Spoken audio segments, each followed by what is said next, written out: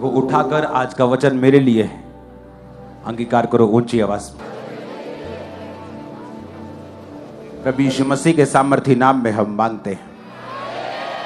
पहला राजा उसकी 17 बाब को पढ़ा, जहां पर एलिया की शुरुआत हुई। 18 बाब में एलिया और जो राजा था और जो नबी थे, उसके बाद उनका वर्णन आता है। 19 अध्याय में हम पढ़ते हैं कि एलिया भाग जाता है, उसका कारण भी मैंने आपको बताया। उसके बाद उसको परमेश्वर का दर्शन आता है कि अपनी जगह पर अलीशा को अभिषेक कर और इस राजा को अभिषेक कर कि इज़राइल का राजा होने के लिए निमशी के पुत्र येहू का, अपने स्थान पर नबी होने के लिए अलीशा का। तो परमेश्वर उसको नई आज्ञाएं देता है। फिर वो अलीशा के पास जब जाता है तो अलीशा उसके पीछे पीछे अपनी सारी बिजनेस और फैमिली को छोड़ के चल पड़ता है। उसके बाद 22 बाब में इज़राइल का राजा जो है वो मारा जाता है और उसका बेटा उसके स्थान पर राजा बनता है। क्योंकि आज बाइबल स्टडी है तो आपको लिखना पड़ेगा और आपको समझना पड़ेगा ध्यान से। अगर आप समझ गए आपकी लाइफ सेम नहीं होगी। उसके बाद दूसरा राजा शुरू होता है,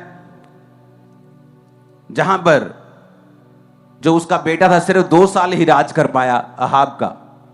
क्योंकि वो भी बाइबल कहती है परमेश्वर की आज्ञाओं के विरोध में चलता था और परमेश्वर की हुक्म को नहीं मानता था। उसकी मां इजाबेल थी, तो वचन कहता है कि वो भी मर गया। फिर एलिया स्वर्ग पे चढ़ाया जाता है दूसरा राजा के दूसरे अध्याय में, और एलिया का मसा जो है वो अलीशा के ऊपर उतर आता है। उसके बाद अलीशा के ऊपर जब परमेश्वर का अभिषेक उतर आता है तब उसकी लाइफ से परमेश्वर बड़े बड़े मिरेकल्स को करता है। जैसे एक मिरेकल दूसरा राजा उसके 2 अध्याय उसकी 19 से 22 आयत में जब आप पढ़ेंगे आपको समझ आएगा कि एलीशा के पास जब लोग गए तो उसने कहा कि हमारा जो नगर है बड़ा मन भावने स्थान पे है, पर पानी बड़ा बुरा है और भूमि गर्भ गिराने वाली है। तो औरतों के जो गर्भ गिर रहे थे, मिसकैरेजेस हो रहे थे, क्योंकि जो पानी था वो मिसकैरेजेस कर रहा था। उसमें आप आज के अगर भाषा में लगा लो तो उसमें बहुत सारे मेटल्स होंगे, बहुत से टॉक्सिन्स होंगे। वचन कहते हैं कि उसने एक प्याले में नमक डालकर उसके अंदर डाला और सब पानी ठीक हो गया और भूमि ने फिर कभी भी गर्भ गिराने का कारण वो पानी नहीं बना। तो ऐसे ऐसे मिरेकल जो थे फिर अलीशा की लाइफ से होते गए। जब हम इसी दूसरा राजा की 3 अध्याय को पढ़ते हैं, फिर यहां पे लिखा है कि मोआब का विद्रोह। यहूदा के राजा यहोशापात के 18वें वर्ष में अहाब का पुत्र यहोराम शमरोन में इज़राइल पर राज्य करने लगा और 12 वर्ष तक राज्य किया। अब अहाब का एक बेटा मर गया, उसके बाद एक नया बेटा उसका राज करने लगा। अब समझने वाली बात है इसको आगे, क्योंकि आज हम बाइबल टीचिंग कर रहे हैं तो मैं आपको डिटेल में ही समझाऊंगा। इस 3 अध्याय में जब हम पढ़ते हैं दूसरा राजा के 3 अध्याय में, तो यहां पर मोआब जो है वो इजरायली देश को कर देता था, टैक्स देता था। तो जब आपको ये मालूम होगा कि जब एक देश का मुखी मर जाता है, कई बार एक देश का राजा मर जाता है, तो बहुत से जो देश उसके अधीन होते हैं वो बलवा कर जाते हैं, टैक्स देना बंद कर देते हैं, कर देना बंद कर देते हैं, मनी देना बंद कर देते हैं, ये सोच के कि जो मेन पावर थी वो मर गया, बेटा इतना काबिल नहीं है। तो ऐसे ही मोआब ने किया कि टैक्स देना बंद कर दिया। तो जो इज़राइल का राजा था उसने बाकी राजाओं को इकट्ठा किया, यहूदा के राजा को इकट्ठा किया। उसने कहा कि आजा हम उसके खिलाफ लड़ेंगे। तो वचन कहता है कि जब वो लड़ने के लिए जा रहे थे सब इकट्ठे होके, तो रास्ते में पानी कहीं नहीं मिला। तो सारी जो उनकी सेना थी वो भूखी मरने लगी, प्यासी मरने लगी। तो उन्होंने आइडिया निकाला कि यहां पर क्या कोई यहोवा का नबी है? अगर कोई यहोवा का नबी है तो उसके पास चलते हैं, तो वो हमें बताएगा क्या करना है। तो जब इज़राइल का राजा अलीशा के पास गया तो अलीशा ने कहा मैं तुझको कुछ नहीं बताऊंगा, जा अपनी माता के नबियों के पास, जो बाल के नबी थे उनके पास जा, मैं तुझे कुछ नहीं बताऊंगा यहोवा के नाम में। लेकिन वचन कहता है कि अलीशा जो था वो यहूदा के राजा यहोशापात का आदर करता था, क्योंकि यहोशापात परमेश्वर की आज्ञाओं के अनुसार चलता था। तो जब उन्होंने बार बार उसको प्रेशर किया कि प्लीज आप कृपा कर दें, हम पे दया कर दें। तो अलीशा ने कहा कि यदि मैं इस यहूदा के राजा यहोशापात का आदर मान ना करता तो ना तेरी ओर मुंह करता, ना तुझ पे दृष्टि करता। दूसरा राजा 3 उसकी 15 आयत में लिखा है, अब किसी बजाने वाले को मेरे पास ले आओ। अलीशा ने कहा। जब बजाने वाला यानी वर्शिप करने वाला वर्शिप करने लगा तो यहोवा की शक्ति अलीशा पर हुई। उसने कहा, इस नाले में तुम इतना खोदो कि गड़े गड़े हो जाए। यहोवा यो कहता है कि तुम्हारे सामने ना तो वायु चलेगी ना वर्षा होगी, तो भी ये पानी से भर जाएंगे और तुम अपने गाय बैल पशुओं समेत पीने पाओगे। तो एक असंभव सी बात अलीशा ने कही, और ये यहोवा की दृष्टि में छोटी सी बात है कि यहोवा मोआब को भी तुम्हारे हाथ में कर देगा। तब तुम सब गढ़ वाले और उत्तम नगरों को नष्ट करना, सब अच्छे वृक्षों को काट देना, जल के सोतों को भर देना, अच्छे खेतों में पत्थर फेंक कर उन्हें बिगाड़ देना। सवेरे अन्न बलि चढ़ाने के समय एदोम की ओर से बहुत जल बह आया और देश जल से भर गया। ये सुनकर राजाओं ने हमें युद्ध करने के लिए चढ़ाई की है। मोआबियों की अवस्था जितनों की हथियार बांधने की थी, उनको सबको बुलाकर उनको इकट्ठा किया गया कि वो सीमा पर खड़े हुए। सवेरे जब वो उठे तो सूर्य की किरणें उस जल पर पड़ी कि वह मोआबियों को सामने की ओर से लहू दिखाई पड़ा। वचन कहता है कि जब परमेश्वर के दास ने कहा कि जहां तुम खड़े हो ना, वहां जहां जहां तुम्हें जगह मिलती है वहां गड्ढे खोद दो, इतने गड्ढे खोदो, इतने गड्ढे खोदो कि पूरे इलाके में गड्ढे ही गड्ढे हो जाएं। कहता ना तो वायु चलेगी, कि ये नहीं हवा चली पुरवायु चली तो कहीं से पानी बह के आ गया, ना वर्षा होगी, पर फिर भी ये सारे गड्ढे जो होंगे ये जल से भर जाएंगे। वचन कहता है कि सुबह एदोम की ओर से जल बह आया और सारे गड्ढे भर गए और उन्होंने पानी को पिया। जब मुआबियों को मालूम हुआ कि हमारी ओर राजा लड़ने के लिए आ रहे हैं, तो वचन कहता है कि वो जब दूर से उन्होंने देखा कि कहां वो लड़ने के लिए आ रहे हैं, तो जो पानी गड्ढों में भरा हुआ था वो जब सूर्य की किरणें पड़ी तो उन्हें लगा कि लहू है। तो उन्होंने क्या सोचा कि शायद बहुत से राजा जो मिलके हमें मारने के लिए आ रहे थे वो शायद आपस में लड़ पड़े, तो मर गए आपस में लड़ लड़के, आओ हम उनको लूट लें। और जैसे ही मुआबी आगे गए तो आगे सेनाएं तैयार खड़ी थी। वचन कहता है उन्होंने मुआबियों को मारा और उसके बाद जो जो अलीशा ने उन्हें करने के लिए कहा था वो सारा कुछ उन्होंने किया। इस बात से हमें सीखने के लिए क्या मिलता है? अब अगला बाप जब हम पढ़ते हैं, दूसरा राजा 4 बाप पढ़ते हैं, तो यहां पर एक औरत अलीशा की दुहाई देती है और बोलती है, तेरा दास मेरा पति मर गया और तू जानता था कि वो यहोवा का भय मानता था, परंतु वह कर्जदार था और समय आया है कि मैं अपने दोनों पुत्रों को अपने दास बनाने के लिए ले जाने के लिए, कि मेरे दोनों पुत्र जो होंगे वो नौकर बन जाएंगे, क्योंकि कर्जदार आया है अपना कर्जा लेने के लिए। अलीशा ने कहा, तेरे पास क्या है, मैं क्या करूं तेरे लिए? उसने कहा, तेरी दासी के घर में एक हांडी तेल को छोड़कर कुछ नहीं है। आप जब भी पढ़ेंगे अलीशा की लाइफ में मसा कैसे आया, क्या बताया था मैंने पिछली बार आपको, क्योंकि वो संगति में रहता था। किसकी संगति में रहता था? बाइबल कहती है पहला राजा 17 बाप कि वो परमेश्वर जिसके सामने एलिया ने कहा मैं उपस्थित रहता हूं, उस परमेश्वर की शपथ वो दलेरी कहां से आई? प्रभु के सामने उपस्थित रहने से। कई बार आप लोगों को देखेंगे ना, वो आपको जैसे चिंता के मारे मिलेंगे, हो मेरा क्या होगा, आपको दुखी मिलेंगे, फ्यूचर की चिंता, लाइफ उन्हें बोरिंग लगेगी। पता है क्यों? एक ही कारण है, उनका परमेश्वर से आमना सामना नहीं हुआ। उनकी लाइफ में परमेश्वर की प्रेयर नहीं है। वो क्रिश्चियन तो हैं लेकिन प्रेयर नहीं करते। जब आप प्रेयर करते हैं, हो सकता है वो बीमारी वहीं की वहीं खड़ी हो कुछ देर के लिए, लेकिन उस बीमारी को देखने का नजरिया, उसको टैकल करने का तरीका और लाइफ को जीने का तरीका बदल जाता है। विश्वास चेंज हो जाता है और वही होता है जो फर्क डालता है। एक फर्क जो एक गवाही पाए हुए इंसान और ना पाए हुए इंसान के बीच में, वही फर्क होता है।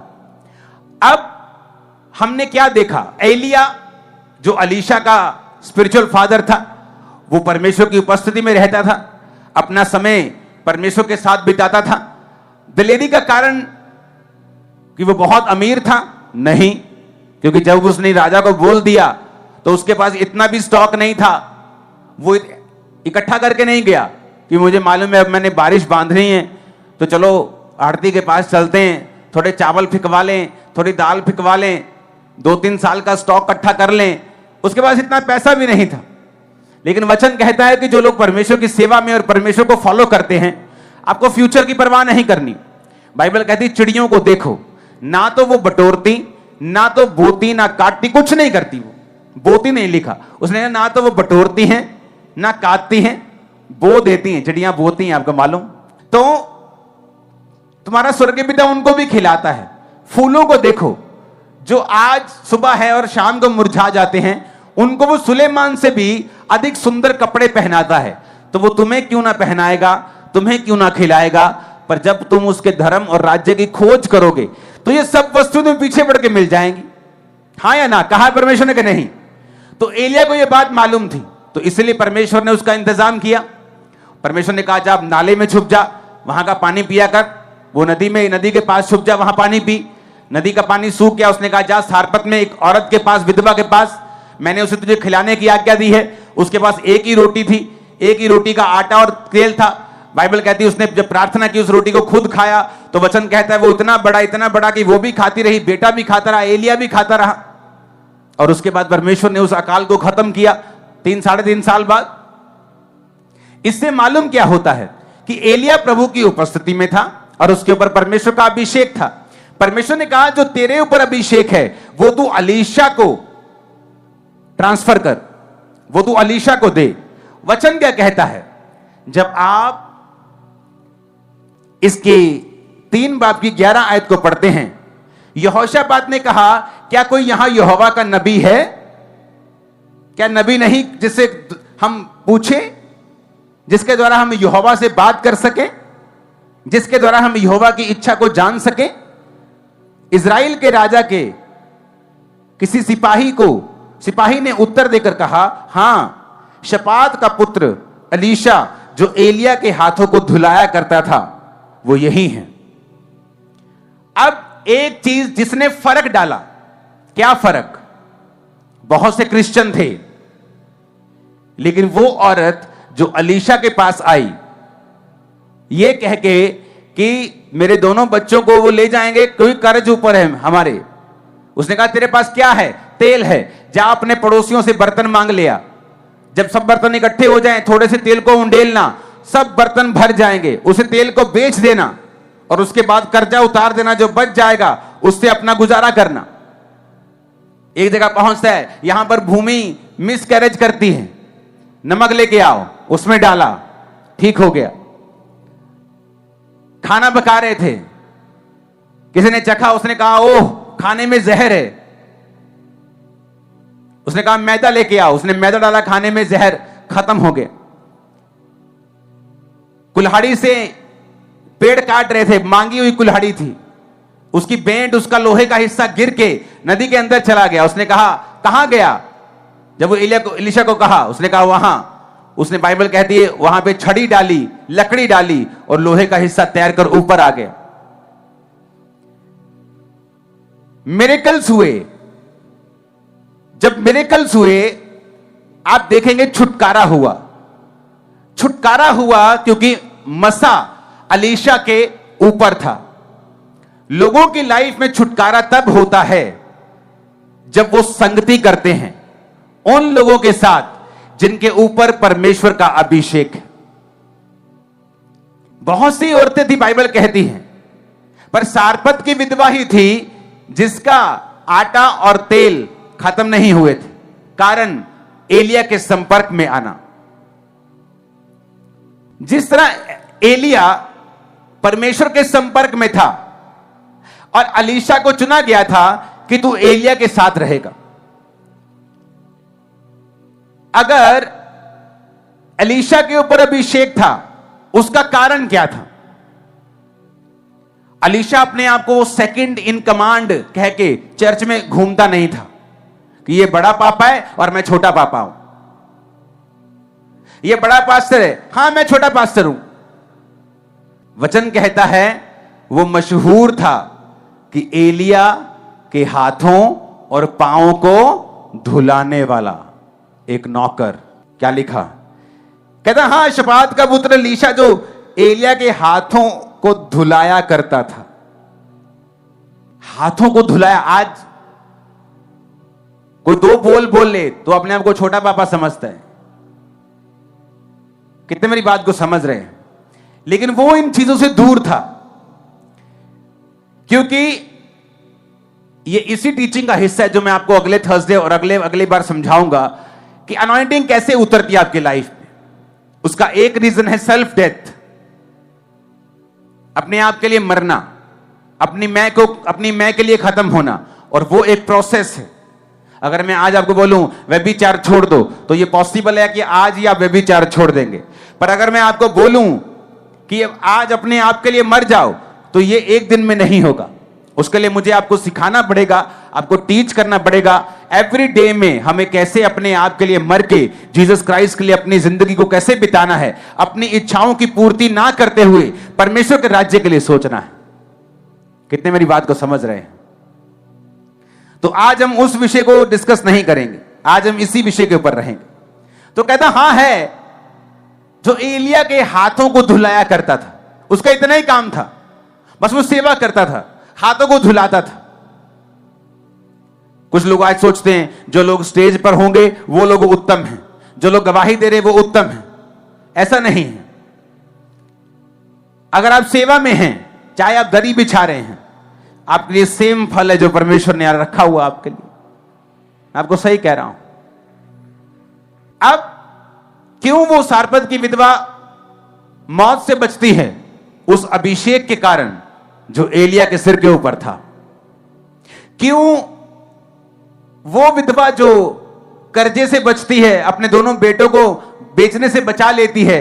उस अभिषेक के कारण जो अलीशा के ऊपर था। क्यों वो भूमि जो गर्भ गिराने वाली थी उसका पानी ठीक हो जाता है? उस अभिषेक के कारण जो अलीशा के सिर के ऊपर एलिया के जी उठने के बाद उतरा था। बाइबल कहती है हंडे में जहर ठीक करना, 100 मनुष्य को खिलाना, नमान कोड़ी को कोड़ से शुद्ध करना। कैसे हो गया वो? वचन कहता है कि नमान कोड़ी का कोड़ शुद्ध हुआ अलीशा की उस अभिषेक और अनॉइंटिंग, उसके शब्द जो खुदाबंद की उपस्थिति उसके जीवन में थी उसके कारण। कुल्हाड़ी का पानी पर तैरना उसी के कारण। अलीशा के द्वारा अरामी सेना को अंधा कर देना जब वो उसे पकड़ने के लिए आए थे, उसी अभिषेक के कारण। आप इस बात को समझ लें कि अगर आपकी संगति जहां आप जाते हैं, अगर परमेश्वर का जेन्युइन, फेक वाला नहीं, वो ड्रामे नहीं जो लोग करते हैं आजकल फेसबुक की प्रोफेसी, वो नहीं, अगर जेन्युइन अभिषेक के नीचे आप हैं, मैं आपको बता रहा हूं आप छूट जाएंगे हर एक बंधन से। वो कहीं भी, कैसा भी, कितना भी पुराना, कितना भी गंदा, कितना भी लंबा क्यों ना हो।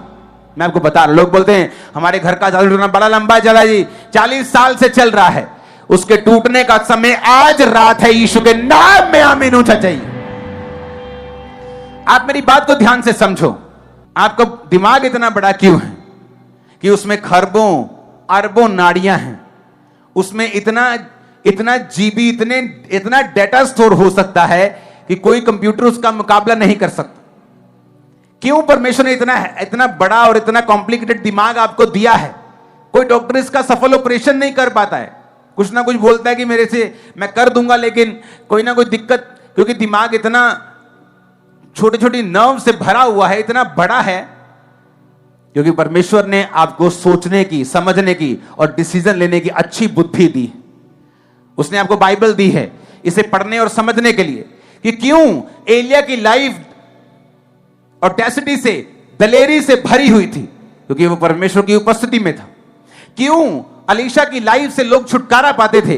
क्योंकि वो परमेश्वर के साथ ईमानदार था और उसने एलिया की सेवा की। वो एलिया परमेश्वर की उपस्थिति में रहता था, अलीशा एलिया के हाथों और पैरों को धुलाया करता था और परमेश्वर की सेवा करता था। बाइबल कहते हैं मूसा के बाद जब यहोशू को चुना गया तो यहोशू ऐसा नहीं था कि अच्छा मूसा प्रार्थना करने के लिए गया 6 घंटे, मैं भी उसी तरह रूम में जाऊंगा 6 घंटे प्रार्थना करने के लिए। बाइबल कहती है जब मूसा तंबू में खुदावन से बात कर रहा होता था तो यहोशू तंबू के बाहर खड़ा होता था।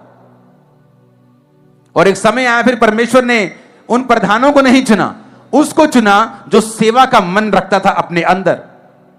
और फिर वचन कहता है यहोशू की लाइफ से, उस मसीह के कारण जो यहोशू के ऊपर आया, परमेश्वर ने इजराइलियों को आजाद किया। आज लोग चर्च कहां जाते हैं?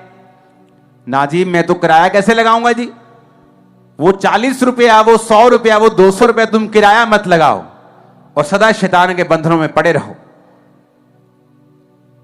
आपको जीवित चर्च, अनॉइंटेड चर्च की संगति करनी होगी अगर आप अपने जीवन के बंधनों से बाहर आना चाहते हैं। और वो मोस्टली लोगों को क्या लगता है कि आप चर्च में जाएं और संगति करें, आपको किसी को बताने की जरूरत नहीं है, जस्ट जाएं और सरमन सुने। वो इतने सेल्फिश हैं कि जस्ट चर्च में सरमन सुनने के लिए आते हैं, उनको कोई मतलब नहीं चर्च क्या कर रहा है, चर्च की क्या जरूरत है, क्या विजन है, परमेश्वर क्या चाहता है, पास्टर को क्या, उसको कोई मतलब नहीं, वो जस्ट सरमन सुनने के लिए आया है। ये सेल्फिश विश्वासी होते हैं जिनको सिर्फ सरमन से मतलब है कि परमेश्वर क्या चाहता है। जब आप एक अनॉइंटिंग के साथ सर्विंग मेंटालिटी में, सेवा की मेंटालिटी में, सेवा की मानसिकता में जुड़ जाते हैं, तो वचन कहता है वो मसा आपके सिर के ऊपर भी आता है और आपको आपकी लाइफ के बंधनों से भी, जो शैतान के हैं, इंसान के हैं, मुक्त करता है पूरी रीति के साथ। वो कर्जा हो, नमान की तरह बीमारियां हो, वो फाइनेंशियल फ्रीडम हो, वो घर की बरकत हो, या उस औरत की तरह जिसके बेटे को इन्होंने दोनों ने जिंदा कर दिया था, एक बार एलिया ने और एक बार अलीशा ने, अलग अलग बच्चों को। वो मौत का खत्म होना हो, वो मौत चाहे आपके बिजनेस में है, चाहे आपकी फैमिली में है, चाहे आपकी मैरिज में है, चाहे आपके फाइनेंस में है, आप देखेंगे उनके पीछे एक कारण जो कॉमन था, वो था परमेश्वर का अभिषेक। इसलिए परमेश्वर ने अपने दास पौलुस के मुंह से लिखा है कि अगर मैं मनुष्यों को ही प्रसन्न करता रहता, अगर मैं इंसानों को ही खुश करता रहता, तो परमेश्वर का दास ना होता। उसने क्यों कहा ये? मैंने लोगों को देखा है कि आप कहां जाते हैं चर्च, मैं मेरे घर के पास है, घर के पास चर्च में जाना कोई बुरी बात नहीं। क्या वो जीवित चर्च है? क्या अनॉइंटिंग वहां है? क्या हीलिंग डिलीवरेंस है? क्या वर्ड ऑफ गॉड है? नहीं जी। तो क्यों जाते हैं? मैं उस चर्च का बहुत पुराना सेक्रेटरी हूं। तुम इंसानों को खुश कर रहे हो, तुम इंसान ने बांधा हुआ। और वचन कहता है जो इंसानों को देखेगा वो श्रापित होगा। नहीं जी, वो नाराज हो जाएगा। तुमने इंसान को देखा और जहां परमेश्वर तुमको लेके जा रहा था, जहां तुम्हारी डिलीवरेंस होनी थी, तुम्हारी फैमिली की, आने वाले समय में शैतान किस तरह से तुम्हारे ऊपर अटैक करना चाहता है, यह परमेश्वर जानता है। इसलिए कई बार आपको लोग बोलते रहते हैं आपको जीवित चर्च में जाना है, आपको जीवित। आप भी अपने रिश्तेदारों को बोलते होंगे, क्योंकि परमेश्वर उनको कॉल कर रहा है कि जब तू परमेश्वर के भवन में जाएगा, जीवित चर्च में होगा, वो मसा तेरे पे उतरेगा, तो तेरे बंधन, तेरी बीमारियां, तेरे कर्जे, शैतान के बंधन, वो डिप्रेशन तुझसे मुक्त होगा, तू आजाद हो जाएगा। क्योंकि जहां मैंने देखा है, जहां परमेश्वर का अभिषेक होता है, वहां आप आजाद हो जाते हैं। इसलिए परमेश्वर ने क्या कहा? उस अभिषेक के कारण तेरा जुआ क्या कर दिया जाएगा? तोड़ दिया जाएगा? नहीं है, नाश कर दिया जाएगा। आप रस्सी को तोड़ सकते हैं, फिर बंध जाती है, एक गांठ डल जाएगी बस, तो गांठ बंधी हुई रस्सी, परमेश्वर ने कहा नहीं, वो रस्सी जल जाएगी, उसका परमेश्वर उसकी राख बना डालेंगे। परमेश्वर ने कहा वो जुआ तेरे सिर पे है, अभिषेक के कारण वो नाश कर दिया जाएगा। बाइबल कहती है जो अभिषेक जो तुम्हारा किया गया तुम्हें सब बातों को सिखाता है। आज लोग क्यों क्ल्यूलेस हैं? क्यों उनको मालूम नहीं क्या करना है? वचन कहता है कि शाऊल जब मसा होकर शमूएल से वापस जा रहा था, तो शमूएल ने कहा था रास्ते में नबियों का दल मिलेगा, जब तुम जाएगा तो तू परिवर्तित होकर और ही मनुष्य हो जाएगा। जब वो नबियों के दल के साथ मिला तो भविष्यवाणी करने लगा। तो सारे में कहावत चली कि शाऊल भी नबियों का है, लेकिन वो नबियों का नहीं था, वो एक राजा होने के लिए अभिषेक हुआ था। क्योंकि नबियों के दल में गया तो वो अभिषेक उस पर आया, वो मसा उस पर आया। आप नोटिस करेंगे जब आप किसी अनॉइंटेड चर्च की संगति करते हैं, अनॉइंटेड लोगों के साथ रहते हैं, आप अपने फालतू दोस्तों के साथ समय बिताना बंद कर दीजिए। आप किस तरह से फैसला कर सकते हैं कि ये लोग मेरे फायदे के हैं या मेरे नुकसान के हैं? आप किसी ऐसे मनुष्य के साथ, चाहे वो आपका दोस्त क्यों ना हो, आपका रिश्तेदार क्यों ना हो, आप उसके साथ बैठें जब आप 1 घंटे के बाद उठेंगे तो अपनी आत्मा को चेक करें कि 1 घंटे के बाद उठने के बाद क्या मेरा विश्वास कम हुआ है या बढ़ा है, क्या मेरे अंदर शक पैदा हुआ है या मेरे अंदर विश्वास पैदा हुआ है, क्या मेरे अंदर डर पैदा हुआ है या मेरे अंदर विश्वास दलेरी पैदा हुई है। अगर आपके अंदर डर पैदा हुआ है, आपको शक हुआ है, आपके अंदर पाप के लिए आप प्रेरित हुए हैं, इसका मतलब वो व्यक्ति की संगति आपको उसी वक्त से छोड़ देनी चाहिए। इसलिए शैतान ये चाहता है कि आप संगति ना करें। अगर कर रहे हैं तो कोई कारण हो जाए, कोई रीजन हो। आप देख लेंगे कई बार जहां कोई परमेश्वर का मसा नहीं है, कोई वॉलंटियर वहां आपको तंग नहीं करता, सब हंस हंस के बात करते हैं। लेकिन जीवित चर्च में हो जाओ, कभी किसी के अंदर से शैतान काम कर रहा होता है, कभी किसी के अंदर से कर रहा होता है। क्यों? क्योंकि शैतान को वही दिक्कत है, वही उसको प्रॉब्लम। उसको मालूम है कि यहां तेरा नहीं मैं बंद करूंगा, यहां तो आना तेरा बंद करूंगा, यहां तेरा आना बंद नहीं हुआ तो मैं मरूंगा। तो शैतान को उन लोगों से दिक्कत है जो लोग मसे के कैरियर हैं, जो लोग अनॉइंटिंग कैरियर हैं, क्योंकि शैतान को मालूम है अनॉइंटिंग की वैल्यू। क्यों? क्योंकि शैतान भी एक समय अनॉइंटेड था, वो आज भी अनॉइंटेड है। परमेश्वर ने उससे अनॉइंटिंग वापस नहीं ली। आज भी जब आप संसारिक कोई गाना लगाते हैं तो उसका एक मसा आपको फील होगा, उसका एक अनॉइंटिंग फील होगी। आप वो नाचने का दिल कर रहा है, वो एक मसा है जो शैतान का है। और परमेश्वर ने शैतान से मसा नहीं छीना। और आज जब आप चर्च के सॉन्ग्स को, पवित्र सॉन्ग्स को सुनते हैं, तब भी आपको एक अलग सी फीलिंग होती है, वो मस्से की फीलिंग, वो मसा छू रहा है। प्रेजेंस नहीं है, प्रेजेंस आपको फील नहीं होती, अनॉइंटिंग फील होती। आपके अंदर से मन करता ताली बजाने का, नाचने का, या कुछ आपके इमोशंस हिलते हैं, वो परमेश्वर का अभिषेक है। और अभिषेक है, शैतान को मालूम है, जो फर्क डालता है। आप देखेंगे जब शाऊल वो करने लगा जो नहीं कर सकता था, जब वो नबियों के दल में गया, आप नोटिस करेंगे, आप लोग जीवित चर्च के हिस्सा बन जाएं, आप लोग जब जीवित चर्च में जाने लग जाते हैं, जब अनॉइंटिंग के बीच में रहना शुरू करते हैं, सडनली आप देखते हैं कि 1 महीने, 2 महीने, 3 महीने के बाद आपको अंदर से गाइडेंस परमेश्वर आपको दे रहा है। आप नोटिस करेंगे, आपको गाइडेंस धीरे धीरे आपको मिलनी शुरू हो गई है। कभी प्रेयर करने के लिए, फास्टिंग करने, वो इस तरह से शुरुआत होती है। फिर आगे वो उसका लेवल बढ़ता जाता है। वो लेवल, जिस तरह परमेश्वर ने कहा कि जब पवित्र आत्मा तुम पर आएगा तो तुम सामर्थ पाओगे। और पहले कहां तुम गवाह होगे? कहां होगे? कहां? चर्च बाइबल नहीं पढ़ती क्या? कहां गवाह होगे मेरे तुम? लोकल बोला परमेश्वर ने, पहले लोकल ही तुम मेरे गवाह होगे। और लोकल कहां था? उनका कौन सा शहर था? उसने कहा तुम लोग यहूदिया, कहां पर? उसने कहा यरूशलेम, यहूदिया, शहर, स्टेट, सामरिया, पृथ्वी की छोर। तो कैसे लेवल बढ़ा कि जब पवित्र आत्मा तुम पर आएगा तुम सामर्थ पाओगे। और लेवल के बाद लेवल तुम, कि पहले तुम पंजाब में काम करोगे। पंजाब में कहां काम करोगे? जहां तुम्हारा गांव है।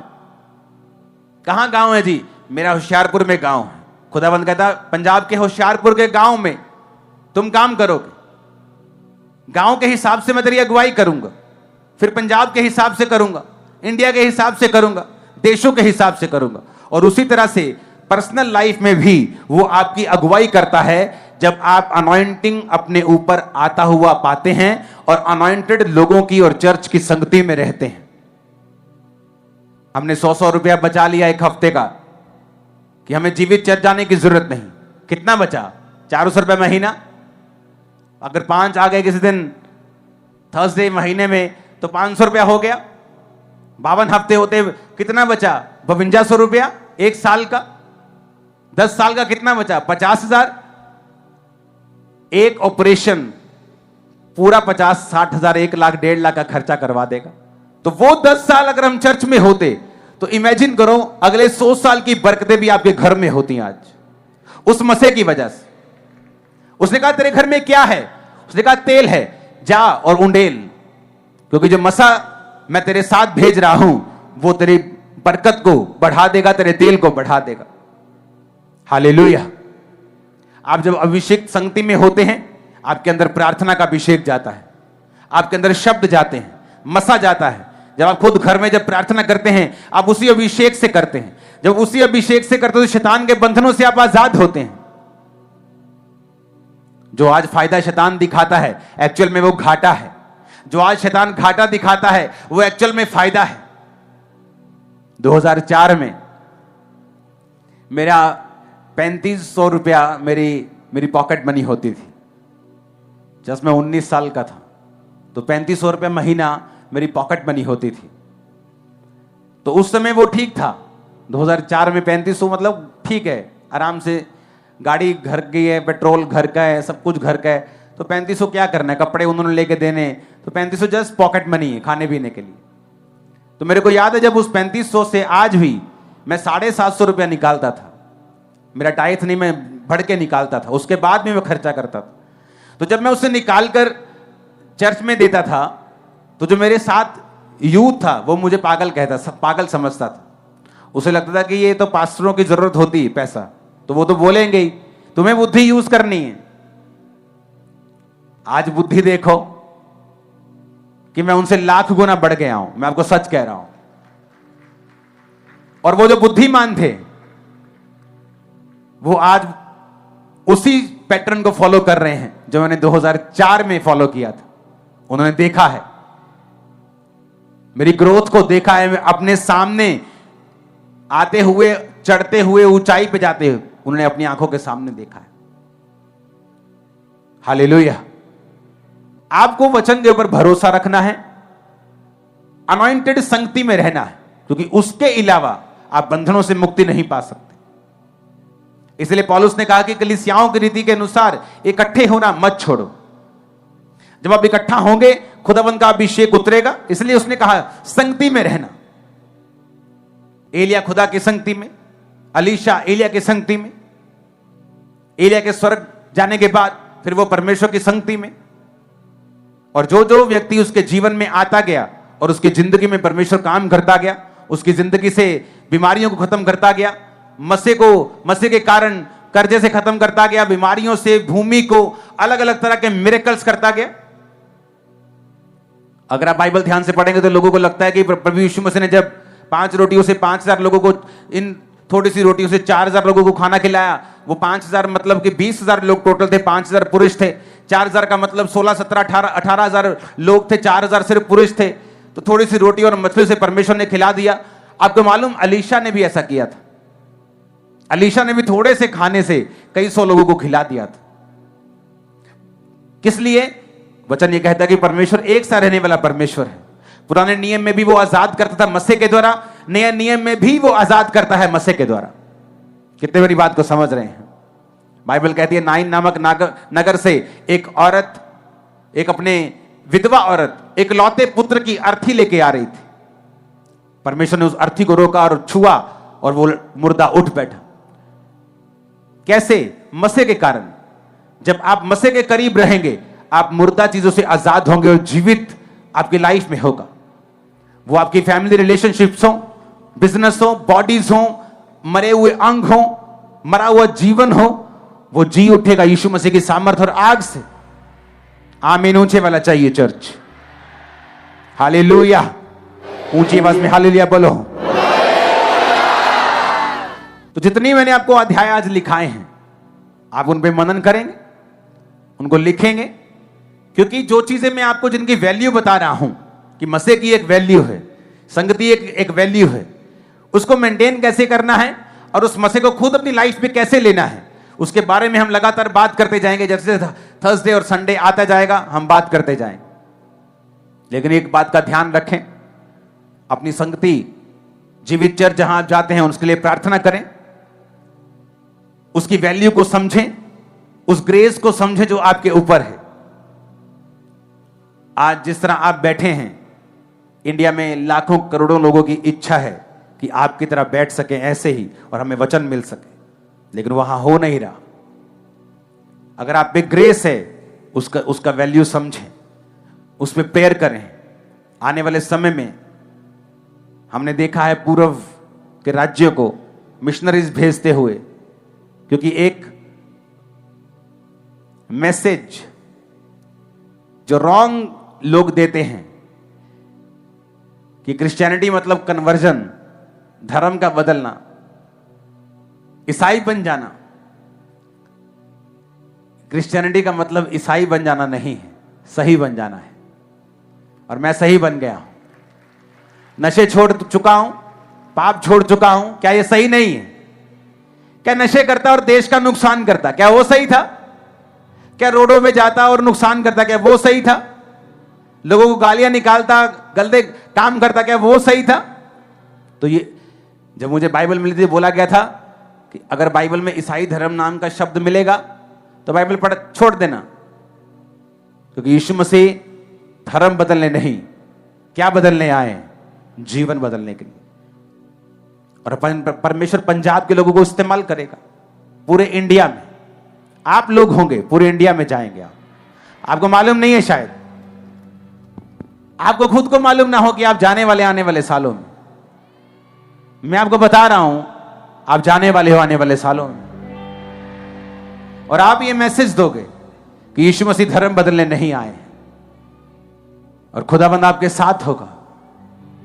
आप में से, आपकी जनरेशन में से पंजाब होगा। पंजाब हमेशा आगे रहा है, शहीदियों में आगे हैं। आप देख लो फौज कितनी, पंजाबी कितने लोग हैं वहां पे। कोई काम कर ले हम एक्सट्रीम में जाते हैं। नशा भी किया तो वो भी एक्सट्रीम, छुटकारा करना है वो भी एक्सट्रीम, चर्च खोलनी है तो सबसे बड़ा। हाँ, तुम जाओगे और पंजाब के लोग जाएंगे। मैं आपको बता रहा हूं, ये भविष्यवाणी है। पूरे इंडिया में एक मिशनरीज के रूप, एशिया में मिशनरीज के रूप में आप जाएंगे। आप जाएंगे, मैंने कहा। आपका नाम किताबों में होगा, हिस्ट्री की किताबों में लोग आपके बारे में पढ़ेंगे। आपको शायद मालूम ना हो, लेकिन मैं आपको बता रहा हूं, ये एक तैयारी है परमेश्वर की। इंडिया में क्रिश्चियनिटी की शुरुआत कैसे हुई?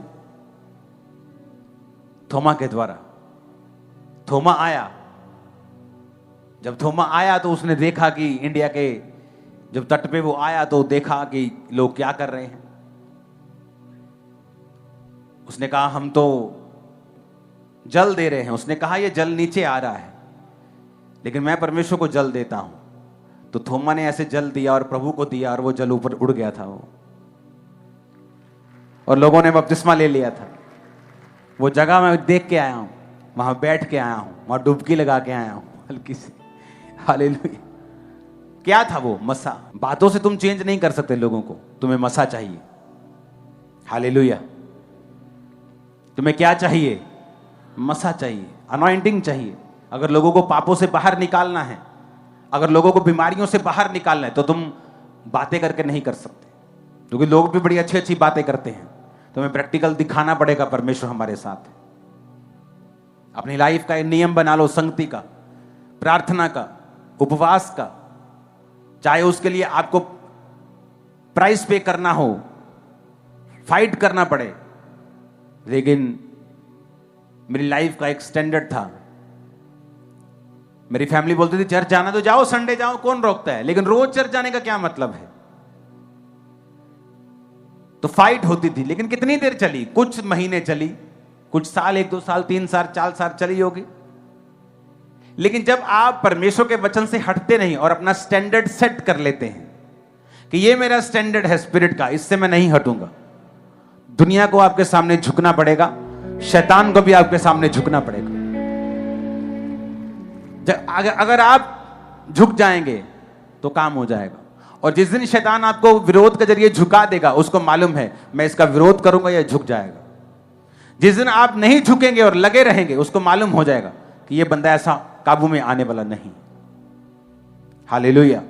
बहुत से क्रिश्चियन लोग हैं, मेरे को जब ये सेवकाई स्टार्ट की 2007 में, तो आगे बोलते थे कि हम प्रार्थना नहीं करते। मैंने कहा क्यों नहीं करते? कहते जब प्रार्थना नहीं करते तो कोई प्रॉब्लम नहीं होती, लेकिन जब वो प्रार्थना करना शुरू करते तो अटैक होना शुरू होते। मैंने कहा क्यों, ऐसा क्यों? कभी सोचा है, दिमाग लगाया ऐसा ही क्यों?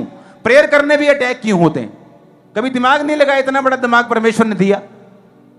मैंने कहा शैतान तुम्हें देखता है कि जब तुम प्रेयर करोगे तो सदा के लिए इस फोड़े से, कैंसर के इस गंदगी से आजाद हो जाओगे।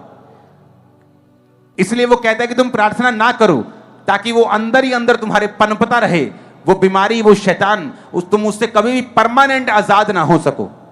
और बाद में वो तुम्हें घेरे। वो नहीं चाहता तुम स्टेप उठाओ। तुम जैसे स्टेप उठाओगे तुम्हारा विरोध होगा, जैसे कुछ अच्छा काम करोगे विरोध होगा। लेकिन उसके बाद एक बड़ा छुटकारा है आपका और आपकी फैमिली का। आमीन। मेरे को ऊंचे वाला चाहिए चर्च। मैंने कहा आमीन, मेरे को ऊंचे वाला चाहिए। परमेश्वर के वचनों को सुनने के लिए हमारे चैनल को सब्सक्राइब कीजिए और हमारी लेटेस्ट वीडियो सबसे पहले देखने के लिए बेल आइकन को प्रेस कीजिए।